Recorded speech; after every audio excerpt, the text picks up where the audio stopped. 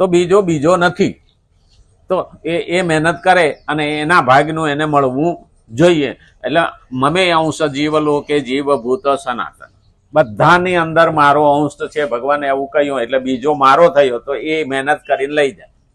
એટલે મને જે મળ્યું છે એમાંથી બીજાના માટે પણ હું કાઢું. આમ આપ્યું છે ભગવદ્ ગીતામાં ભગવાને.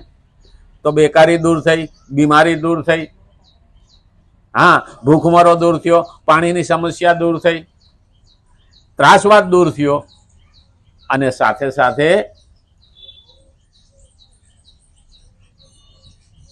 પેલું પાણી, પ્રકાશ, હા, પાણી પ્રદૂષણ, આ બધું જ દૂર થાય તો માણસ શાંતિથી જીવી શકે કે નહીં.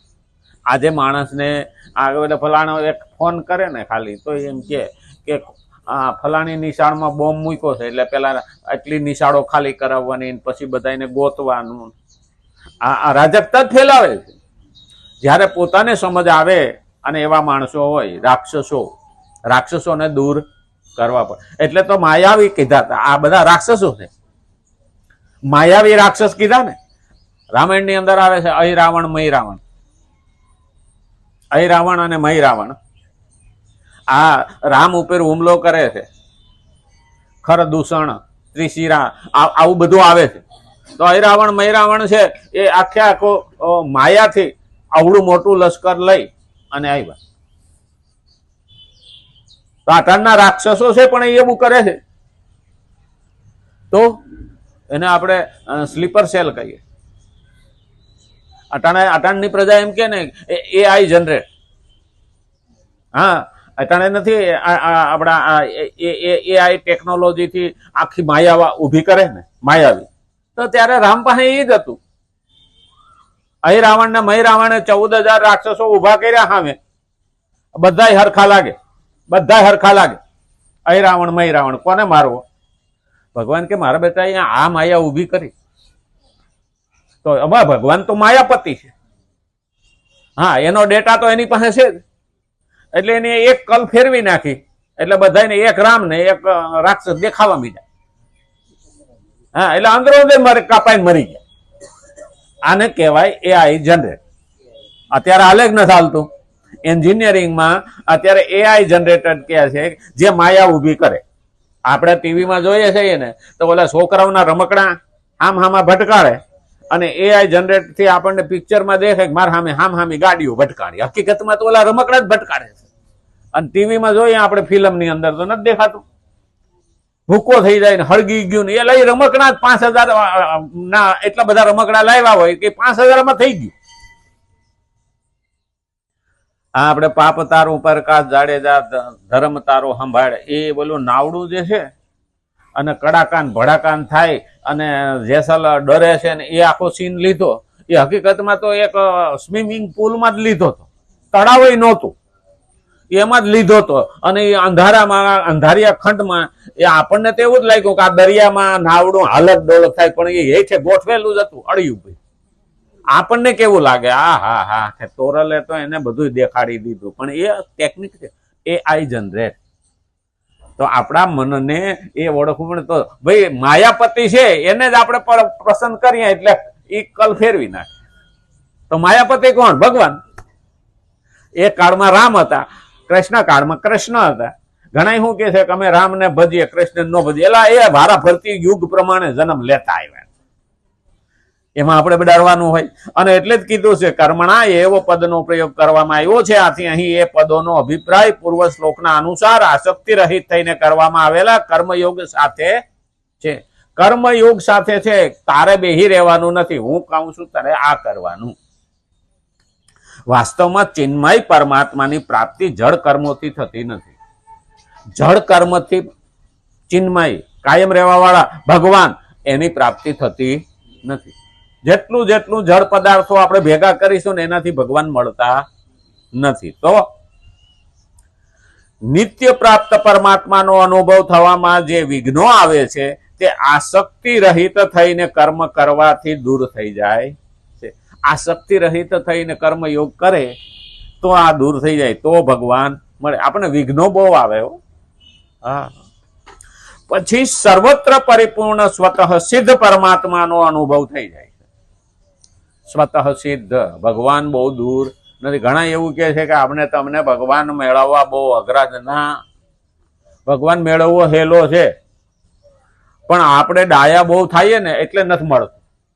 હા, સરળ સ્વભાવ ન મન કુટિલાઈ. સરળ સ્વભાવ હોય, મનમાં કુટિલતા ના હોય અને અંદર સંતોષ હોય ને તો ભગવાન હામું જ છે.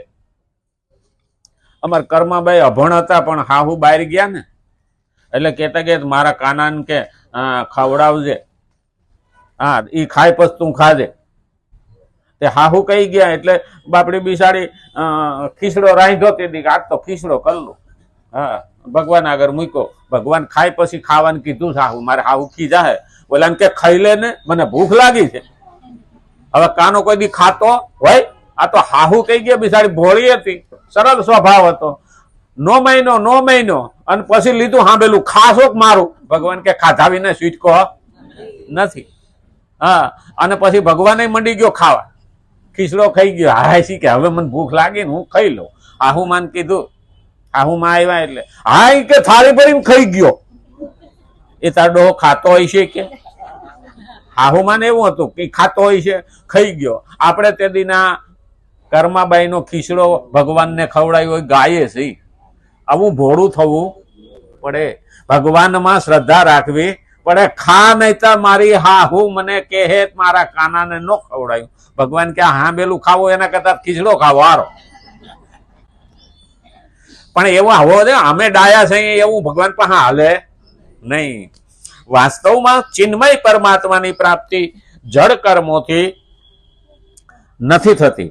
નિત્ય પ્રાપ્ત પરમાત્માનો અનુભવ થવામાં જે વિઘ્નો આવે તે આસક્તિ રહિત થઈને કર્મ કરવાથી દૂર થઈ જાય. પછી સર્વત્ર પરિપૂર્ણ સ્વતઃ સિદ્ધ પરમાત્માનો અનુભવ થઈ જાય. સ્વતઃ સિદ્ધ છે, એ દૂર નથી, દેર નહીં, અંધેર નહીં, એ તરત જ મળવા વાળો છે. પણ આપણે કામ ક્રોધ લોભ મોહ મદ માયાના મોહમાં પડેલા છીએ એટલે એ પડદા આડો છે, એમાંથી નીકળવું પડે. આ રીતે પરમાત્મા તત્વના અનુભવમાં આવવા વાળા વિઘ્નોને દૂર કરવાને કારણે અહીં કર્મ દ્વારા પરમ સિદ્ધ પરમાત્મા તત્વની પ્રાપ્તિની વાત કરવામાં આવી છે. પરમ સિદ્ધ પરમાત્મા કર્મો યોગ દ્વારા તો ઘણું બધું એમાં આવી જાય કે મનુષ્યો સાંસારિક પદાર્થોની પ્રાપ્તિને જેમ પરમાત્માની પ્રાપ્તિને પણ કર્મજન્ય માની લે.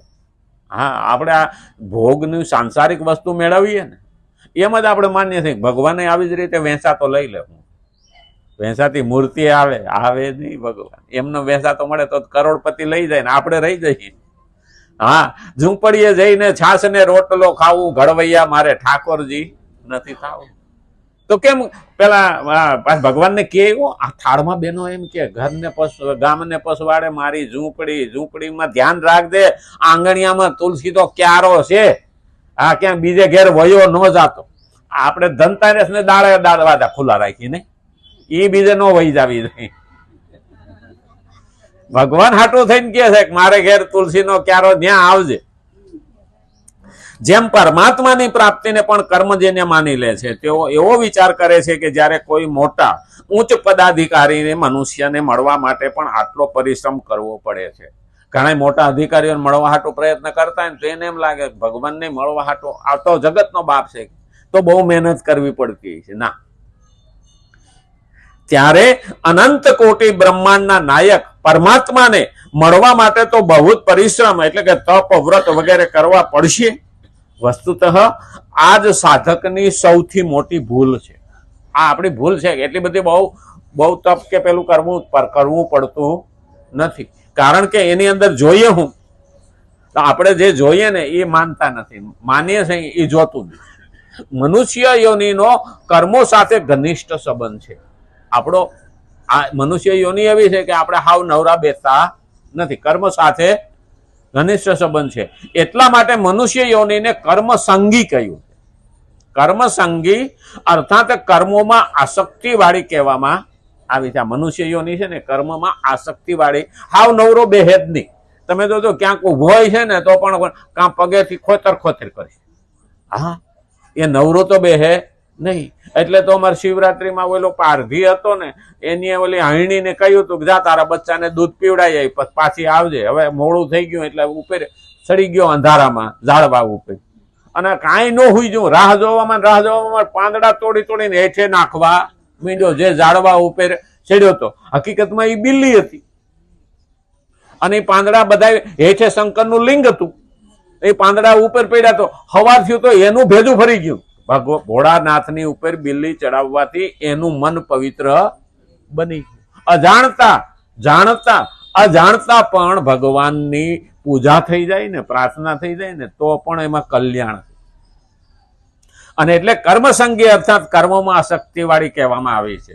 રજસી પ્રલયમ ગત્વા કર્મસંગી સુજાયતે 14મો અધ્યાય 15મો શ્લોક શ્રીમદ ભગવદ ગીતા. એમાં કીધું છે આ જ કારણથી કર્મોમાં મનુષ્યની વિશેષ પ્રવૃત્તિ રહે છે અને તે કર્મો દ્વારા જ અભિષ્ટ એટલે મનગમતી વસ્તુઓને પ્રાપ્ત કરવાને ઈચ્છે છે. પ્રારબ્ધનો નાશ રહેવાથી તે કર્મો દ્વારા જ અભિષ્ટ સાંસારિક વસ્તુઓને પ્રાપ્ત પણ કરી લે છે.